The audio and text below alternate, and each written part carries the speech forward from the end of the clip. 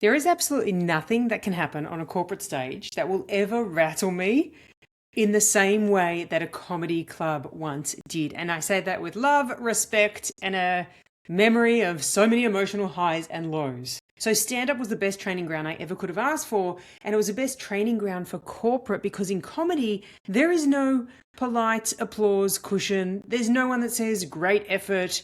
No one says, oh, that was interesting. You're either brilliant or you suck and you're booking therapy or you're writing jokes to deal with the aftermath of the gig not going well.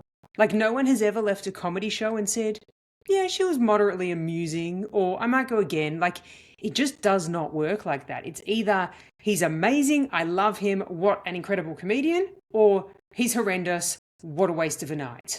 It's yes or no, 100% on either side. And that intensity as a performer really impacts you because in a comedy club, the energy changes every single night. A joke that like brought the house down on Friday might die a very slow, tragic death on Saturday.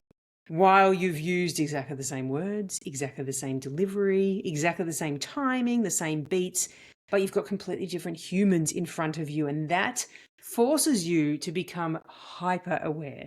Like I learned to read a room in microscopic detail, like tiny eyebrow raises, a subtle lean forward that signals curiosity, crossed arms that whisper, convince me, show me why you're good, or the little twitch of a smile before a laugh actually lands. Like I became so highly tuned to attention and focus because if you're not tuned into your audience, you are done. You're cactus. You're finished.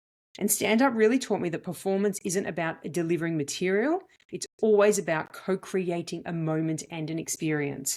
It's about sensing where your audience is emotionally and adjusting in real time so that you can meet them there.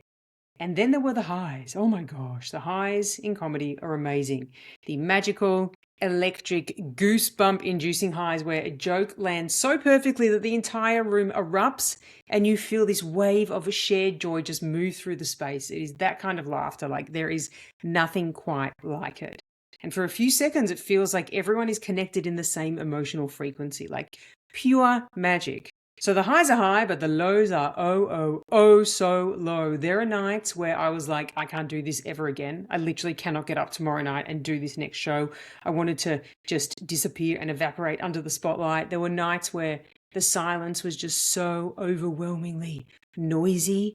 And there were nights where I didn't just question the joke, the premise, or the punch, but I questioned my entire existence. And yet, through those difficult times, I stayed. I finished the set.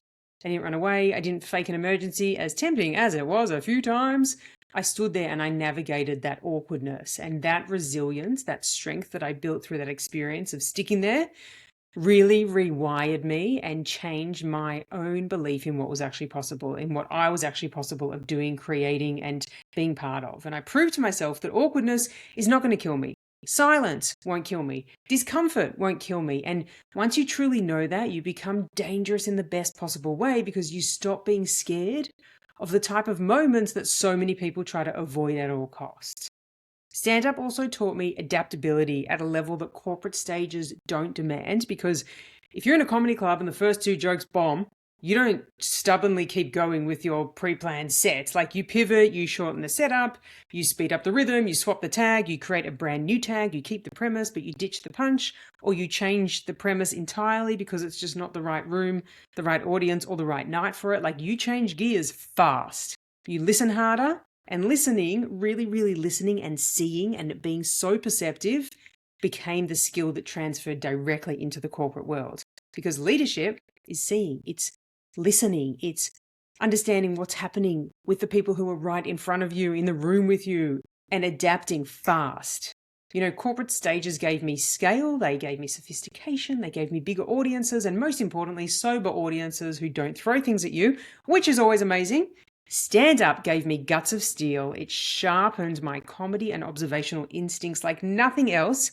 And it also gave me the ability to walk into any room knowing that I have the skill set to read the room, understand what they need, check where they are emotionally, read the vibe, understand the emotional pulse, and then meet them where they're at, and then go on a journey together, which has just been so critical. And honestly, that level of perception has been a massive gift. By the way, one of the things that I always recommend is that someone does 5 minutes of stand-up. Like if you can go through a workshop or read a book and do your first 5 minutes of stand-up, the skills you learn, even if you don't want to be a comedian, are game-changing, life-changing. Like you get so stretched so far out of your comfort zone. What you learn about yourself is so profound. So I definitely recommend it because it's just such a fun thing to do. And you might be surprised that you actually have a knack for writing and performing comedy. Thank you for watching and listening, and I'll see you next episode.